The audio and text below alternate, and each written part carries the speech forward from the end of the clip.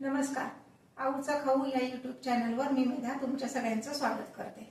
सध्या हिवाळ्याच्या दिवसात बाजारामध्ये तुरीच्या शेंगा मिळतात.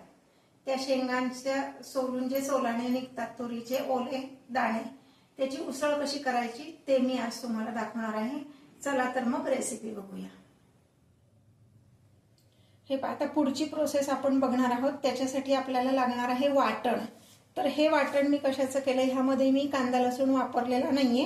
ह्यामध्ये मी घेतलेत 4 ते 5 हिरव्या मिरच्या तुकडे करून घेतलेत. एक वाटीभर कोथिंबीर घेतली. ही कोथिंबीर मी कोथिंबीरीचे देठ सुद्धा घेतलेत. या देठाची सुद्धा चव छान लागते आणि ते देठ वाया पण जात नाहीत आणि ग्रेव्ही जी आहे ती छान दाट होते. त्यानंतर मी घेतला आहे 1 वाटी ओला नारळ, साधारण 1 इंच आलं, 1 टेबलस्पून धने, 1 टेबलस्पून जिरे आणि साधारण पाव वाटी हे सुकं खोबरं घेतलंय. हे दोन्ही का घेतलंय त्याचं कारण तुम्हाला सांगते. जेव्हा आपण सुकं खोबरं आणि ओलं खोबरं दोन्ही घेतो ना, तर तेव्हा त्या भाजीला तर्री छान येते. ते कमीत कमी तेल वापरून तर्री छान येते. आता मी हे सगळं मिक्सर मधनं काढते आणि मग आपण पुढची प्रोसेस बघणार आहोत. आता आपण पुढची प्रोसिजर बघणार आहोत. गॅसवर मी एक कढई ठेवलेली आहे आणि आता मी गॅस चालू करते. जेव्हा आपण स्टीलची कढई वापरतो तेव्हा गॅस मीडियम ठेवायचा. एकदम मोठ्या गॅसवर तेल किंवा तापवायचं नाही, कारण मग त्यातनं धूर येतो. आता मी ह्यात अगदी किंचित म्हणजे 1 टेबलस्पून फक्त तेल घातलेलं आहे. हे तेल व्यवस्थित कडकडीत गरम करायचंय आणि मग पुढची प्रोसिजर आपण करणार आहोत. हे पहा, आता तेल तापलेलं आहे. यामध्ये मी घालणार आहे फोडणीचं साहित्य म्हणजे नेहमीप्रमाणे मोहरी, कढीपत्ता, जिरे आणि हिंग.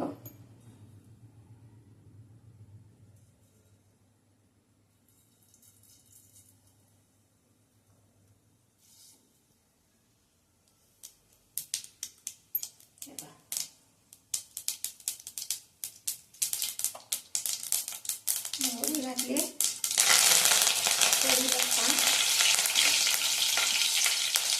जिरे, हिंग आणि हळद. आणि आता हे वाटलेलं जे वाटण आहे ते मी ह्यात सगळं घालणार आहे. छान बारीक वाटलेलं आहे वाटण हे. तर हे सगळं जे प्रमाण मी सांगितलं होतं त्या प्रमाणातलं हे सगळं वाटण मी यामध्ये घेतलेलं आहे.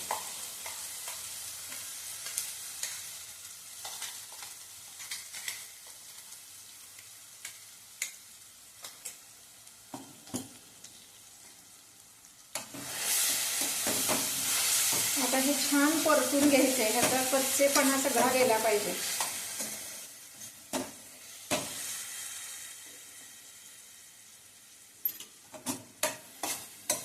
त्यामध्ये वाटणामध्येच आपण मिरची घातलेली आहे, त्यामुळे परत कुठलंही तिखट किंवा काही घालायचं नाहीये.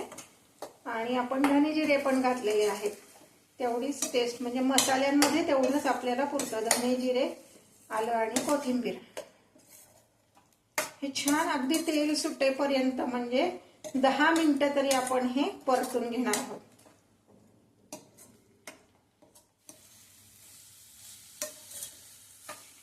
हे पहा, साधारणपणे 7 ते 10 मिनिटं मी हे असं परतून घेतलंय. ह्याचं कच्चेपणा आपण मोडलाय आणि ह्याला किंचित असं तेल सुटायला लागलेलं आहे. दोन्हीही खोबरं ह्यात व्यवस्थित भाजलं गेलेलं आहे.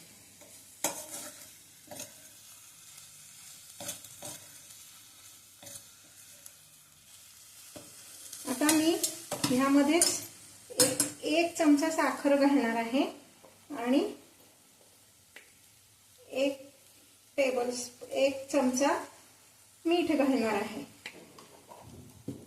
हे पुन्हा एकदा व्यवस्थित परतून घ्यायचे. आणि आता ह्यामध्ये मी हे कुकरमध्ये 2 शिट्ट्या करून तुरीचे दाणे उकडून घेतलेले आहेत. हे आता मी यात घालते. पुन्हा हे किंचित परतून घ्यायचे. आणि पुढची महत्त्वाची स्टेप लक्षात ठेवा, ह्यात जेव्हा आपल्याला पाणी घालायचे तर तेव्हा गरम पाणी घालायचे, गार पाणी घालायचं नाहीये. इथे मी एक भांड पाणी ठेवलं होतं गरम करायला, ते मी आता ह्यामध्ये घालते.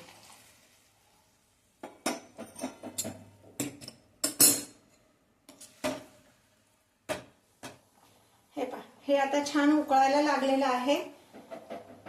आता मी काय करणार आहे, मग हे जेव्हा दाणे मी उकडले तर त्याचं काही पाणी शिल्लक आहे आणि आपल्या ह्या मिक्सरचं भांड जे आहे त्याला काही मसाला शिल्लक आहे, हे सगळं मी त्यामध्ये नंतर घालणार आहे. पण पहिल्यांदा घालताना जे पाणी आपण घालणार आहे ते उकळतं पाणी घातलं की ग्रेव्ही छान येते. हे पहा, तुम्ही बघा इथे छान वरती अशी तर्री आलेली आहे.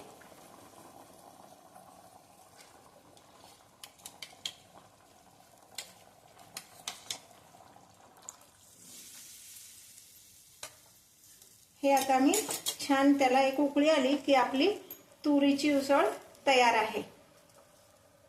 तुम्हाला लाल ग्रेव्ही हवी असेल तर तुम्ही ह्यात लाल मिरच्या आणि थोडंसं काश्मीरी तिखट घातलं लाल तरी ती लाल तर्री येईल. पण आमच्याकडे हिरवी वाटणाची आवडती म्हणून मी हिरव्या वाटणाची केली आहे. हे पहा, असं छान वरती ही तर्री आली. ही झाली आपली उसळ तयार. तुम्हाला मी दाखवते. हे पहा,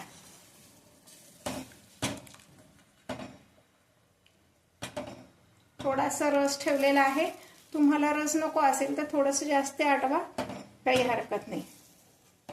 मी पण ही थोडीशी आटवणार आहे. 10 मिनिटं ह्याला व्यवस्थित उकळी आली की तो जो मसाला आहे ना तो सगळा त्या दाण्यांमध्ये व्यवस्थित मुरतो. हे पहा, ही अशी इतपत घट्ट करायची, फार पातळ नाही ठेवायची. हे पहा, अशी ही गरमागरम तुरीच्या ओल्या दाण्यांची उसळ तयार आहे. अशी गरमागरम उसळ आणि गरमागरम मस्त तव्यावरची पोळी. आहा हा, असं जर वाढलं ना तर घरातले एकदम खुश.